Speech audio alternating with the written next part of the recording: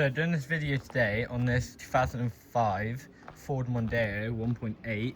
It's a customer of ours, lovely car, it's up for sale. We're just doing a bit of MOT work before it goes, nothing major. What's it had? 3 tyres, a rear spring, and what else did I do? Oh, CV boots.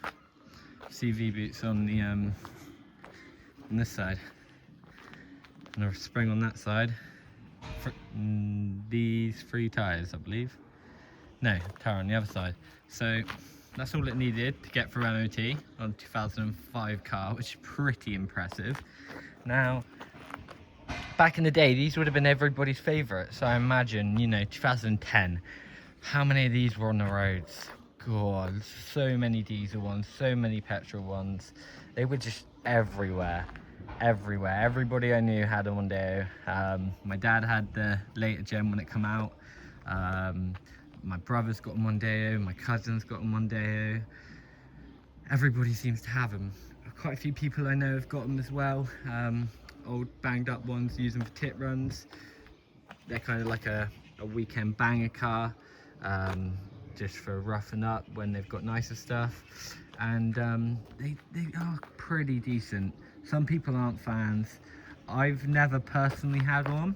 I've sold a few and I've not really had too many problems at all, but they are good cars. Very good cars for the money. They were always a good all-rounder. You fit the family in it comfortably. You could affordably travel around the country, and fuel on it's not too bad. It's not a guzzler. Pretty all-round decent car for back in the day. Don't get these anymore. Maybe on like fancy stuff, but maybe Mercedes, Bentley, that kind of product. You definitely ain't gonna get a little clock like this on a 2026 Ford. It's all digital now. Your old cigarette lighter. Look at these little pushy cup holders though. Look at the innovation on that.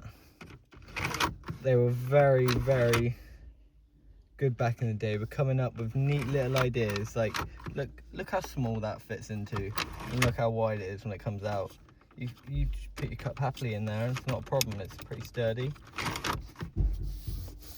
Is that a blank? Yeah, that's a blank. The Polo ones, on the VW Polos, they had a similar kind of mechanism where they were up here and they popped out, but they were just terrible. They were terrible. Now, look, every time, no problem. What else we got? Bit of cruise control. That was a good mod com back in the day.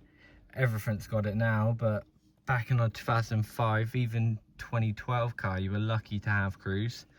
I guess on the 2012 stuff maybe, but like pre-2010, definitely lucky to have cruise. What else we got? Quick clear windscreens. That was something special back in the day. Everything's got them now. Aircon. Again, I've got a 2014 Vivaro, no aircon. So, they were putting cars together in 2014, nearly 10 years later, 9 years later. This would have been made by the time it was registered. So 10 years ago, prior to my Vivaro, this had aircon, yet they still don't put it in some of the later stuff. It's like with those BMWs now, you have to pay the subscriptions. What's that about?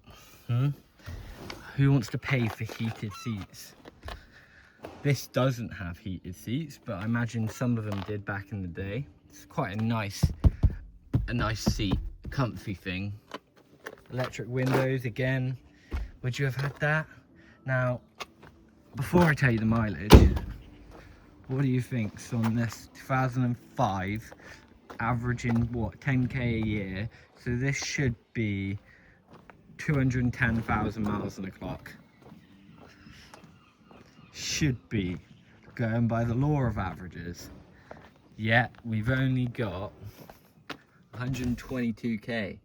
Now, you'd say that's high miles, but for a 2005 car, 21 years old, It isn't. It really isn't. It's a 5-speed manual, 1.8 petrol, as I say. Look at that, seats all the way back. Look at the room.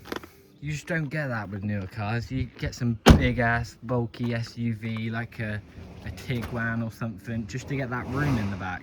And they're great cars, Tiguans. Or look at all the modern stuff like Ford Cougars. People love the Qashqais. And look at the boot. I always was impressed with a Mondeo boot. They always do well. You can fit so much in there. My brother used to have the next gen of this, and his is on like 200,000 miles. And he used to do parcel delivery. He could fit loads of parcels in it. Good all-round cars. 2 keys as well. What the hell? 2 keys. You think that would have been lost by 2010? Let's just start it up. So on these, the airbag lights take a little while to go out.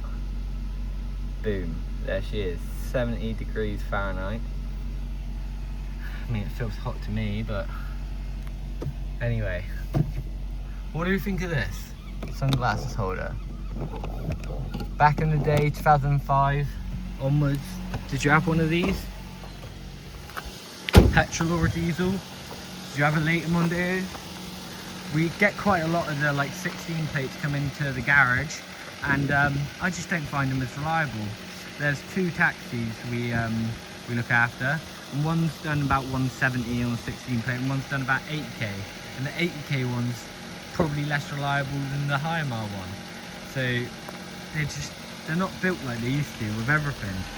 Any car, any modern car will definitely not compare to a pre-2010 car. Even like the old 2000s, stuff before that. The old Fords, they're crazy money. It's because they're built well. You don't get it anymore. You really don't get it anymore. Talking about not getting it anymore, I'm going to do a video in a minute. Defender. That's a little gem. People love them. I'm going to get onto that in a minute. Check out the next video. Thank you very much.